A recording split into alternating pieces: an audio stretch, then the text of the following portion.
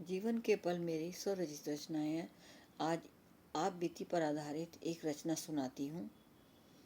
मेहमानों के बीच बैठे वो मुस्कुराते रहे, अपने बुढ़ापे के हर दर्द को हमसे छुपाते रहे। घर के मुखिया हैं यह कहकर हमसे मिलवाया गया।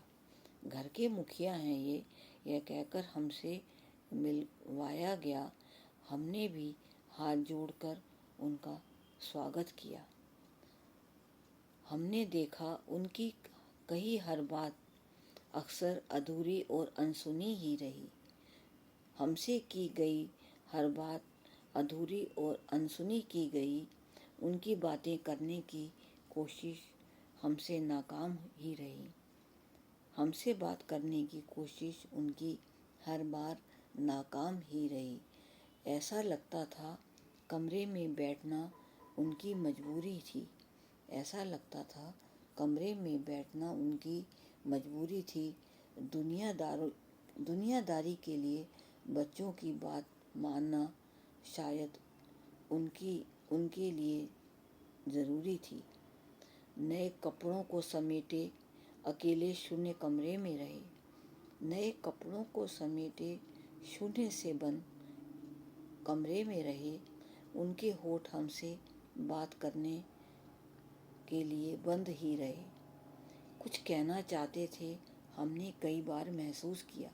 कुछ कहना चाहते थे, हमने कई बार महसूस किया। उनके इर्द गिर्द निगाहों ने उन्हें मूक दर्शक बना दिया। उनके इर्द गिर्द घूमती निगाहों ने के इशारों ने उन्हें मूक दर्शक था बना दिया। कमरे में खाने की मेजें खूब सज गईं। में खाने की मेज खूब सज गई। डॉक्टरों की हिदायत पल भर में कमरे में घर कर गई। डॉक्टरों की हिदायत पल भर में उसी कमरे में घर कर गई। उनकी खाने की चाहतों को हिदायतों ने कुचल दिया। उनकी खाने की चाहतों को डॉक्टरों की हिदायतों ने कुचल दिया। बुढ़ापे ने मुस्कुराते हुए औलादों की बातों को समझ लिया। बुढ़ापे ने भी शायद औलाद की बातों को समझ लिया। उनके चेहरे की लकीरों में छिपी मुस्कुराने में जो खूबी जो हमने देखी, उनके चेहरे की लकीरों में छिपे मुस्कुराने की खूबी जो हमने देखी, समझा गई कि दर्द में मुस्कुराने की ये कला इन्होंने बुढ़ापे में ही है सीखी। हमें भी बात समझ आ गई कि इस तरह मुस्कुराने की कला उन्होंने बुढ़ापे में अभी ही है सीखी। उस कमरे में ठहरना हमारे लिए भारी था। उस कमरे में ठहरना अब हमारे लिए भारी था, जहाँ रिश्ते निभाने का झूठा खेल पल पल जारी था। जहाँ रिश्ता निभाने का झूठा खेल पल पल जारी था।